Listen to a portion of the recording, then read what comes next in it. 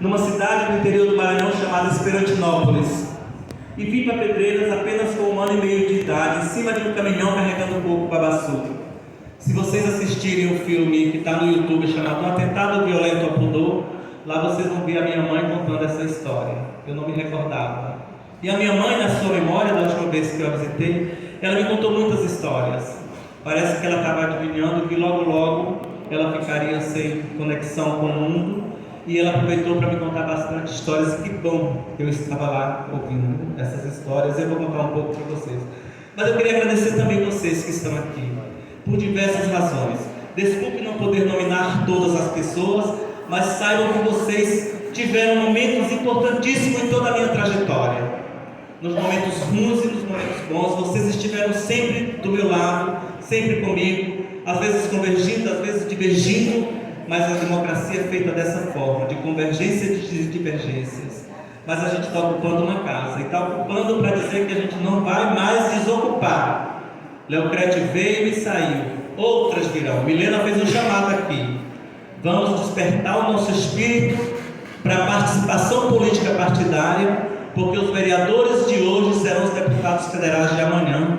E a gente percebe como é que está o Congresso Nacional. Nesse estágio a gente precisa fazer a volta da nossa democracia plena, e só ocupando as câmaras legislativas municipais a gente inicia esse processo. Então eu estou chamando vocês também a essa responsabilidade.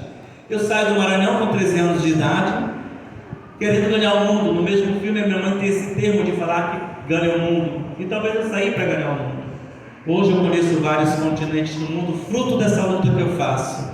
No dia 20 de julho eu embarco para a Austrália, mais uma vez. Eu vou conhecer um continente, eu já fui na Austrália e volto para lá. Mas todas essas minhas viagens, elas têm um propósito.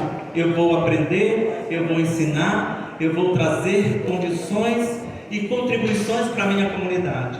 Obviamente que hoje a gente encontra essa cidade muito melhor do que quando eu encontrei em 1986, quando eu aqui cheguei, e fui morar na rua 28 de setembro, ou nessa região da 28 de setembro. A minha primeira casa foi na Rua da Oração.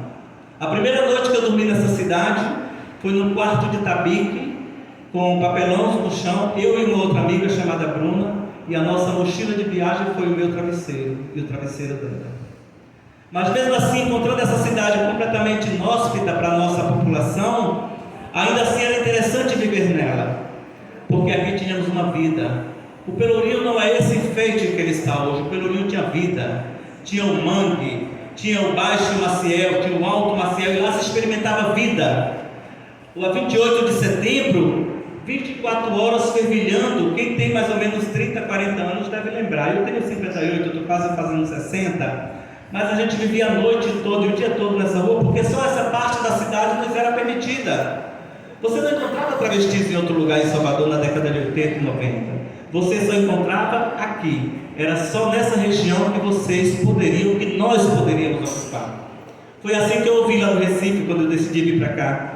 Disseram: qual é o lugar que tem travestis em Salvador? No Pelourinho.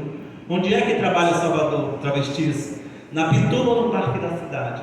Então já era predeterminado o lugar que você precisaria estar e onde você precisava ocupar.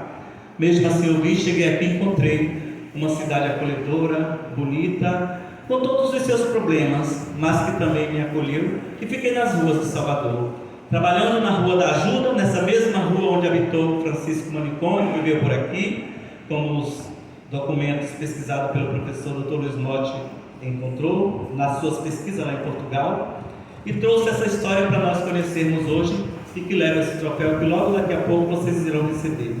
Então essa Rua da Ajuda, que foi tão citada em alguns momentos nesse processo de trabalho, novamente na Rua da Ajuda, séculos depois, tinha uma população de travestis que trabalhava aí. E era na Rua da Ajuda e na Rua Chile que a gente ficava transitando a noite toda. E aí na Rua Chile, na descida da Rua do Pó da Bandeira, tinha uma boate tropical. As balzacas devem se lembrar que quando a gente era presa, a polícia fazia então as operações aqui no centro, prendia as travestis que estavam na Rua da Ajuda trabalhando, e em contrapartida prendia também os rapazes que iam fazer show nas boates.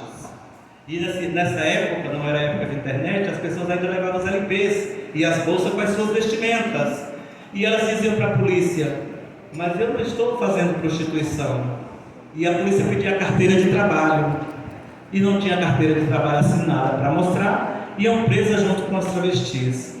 Foi nessa Salvador que eu aqui cheguei, que vivi durante esses tempos, que um dia, estando na Rua da Ajuda, trabalhando à noite, passa-se uma pessoa, conversa com um grupo de travestis. Essa pessoa era esse senhor que está aqui do meu lado.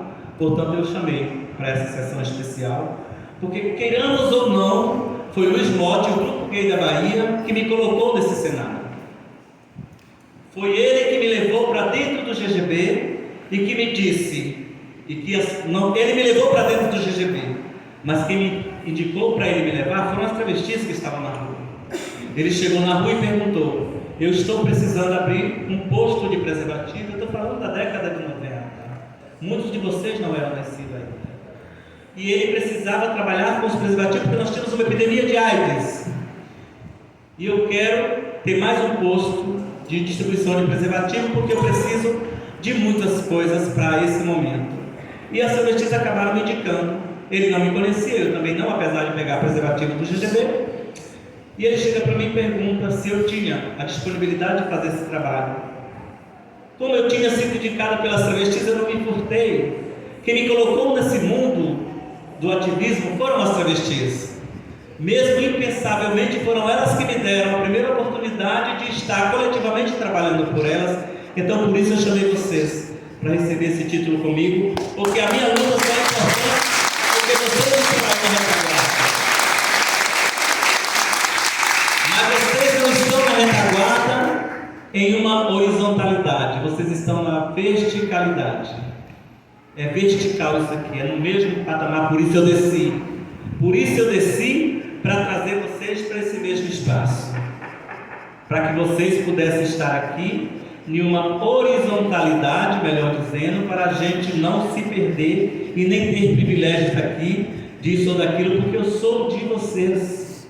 E aí, chegando no GGB, eu recebo todas as informações. O GGB funcionava na Rua do Sobré, tinha reuniões 2 vezes por semana à noite, essas reuniões muito frequentadas. Vocês não eram nascidos, não se podia reunir nesse período porque a polícia perseguia muito. Mesmo assim, a gente estava lá reunido, falando das nossas dores e amores, e eu estava lá no meio dessas pessoas recebendo esse material para fazer prevenção. E essa prevenção que a gente fazia era para uma doença, era para HIV/AIDS. Mas eu tinha uma outra doença nessa cidade, que era a doença da violência. E essa violência não tínhamos a prevenção. Qual era a prevenção da violência? Não existia, nós estávamos ainda no processo, saindo da ditadura e colocando os nossos corpos, esses corpos marginalizados, em vista e em vitrine, para fazer o nosso trabalho. E aí a gente resolve então, foi o que eu respondi em muitas reportagens hoje, que nós só conseguimos as vitórias quando a gente se organiza, quando os movimentos sociais estão organizados. E por isso eu acho muito importante a bandeira do Fórum Baiano LGBT aqui, que é um fórum que a gente cria e que faz uma diferença. Eu acho importante que todos os coletivos trans que estão aqui e os coletivos LGBTQIA+, também são importantes nesse processo de resistência que a gente vem fazendo. Essa ideia de movimentos organizados, que por um lado parece separatista, não é. Eles são movimentos que eles vão uma hora se encontrar lá na frente e fazer um movimento perene. Eu tenho uma associação que foi fundada em 1995, a Associação de Travestis de Salvador. Foi só a partir de 95 que a gente começa então a visibilizar essa população indo para a rua. A gente quantas vezes não ocupamos a Praça da Sé? Quantas vezes não ocupamos a frente da Catedral Basílica de Salvador aqui, as travestis com bandeira, acompanhadas pelos gays do Grupo Gay da Bahia, fazendo esse movimento? Para muitos de vocês que chegam hoje, é importante ter esse reconhecimento, porque foi lá que tudo começou. Senão eu não estava aqui. Se eu não tivesse sido buscado na rua, será que eu estaria aqui hoje recebendo esse título? Talvez não. E eu estou dizendo para vocês exatamente isso, que nós precisamos reverenciar e reconhecer potências. E portanto, quando a gente cria atrás em 95, exatamente dentro da minha casa, na rua São Francisco, foi um grupo de pessoas que formavam o GGB que veio fazer a criação dessa instituição. E a partir daí a gente deslancha. Aí chegam novas lideranças, aí chega Melina Passos, Michele Marie, Andresa Belushi e tantas outras que nos acompanharam nesses momentos importantes, que era de faca na carne, era de gilete na boca. Era esses tempos. Porque nós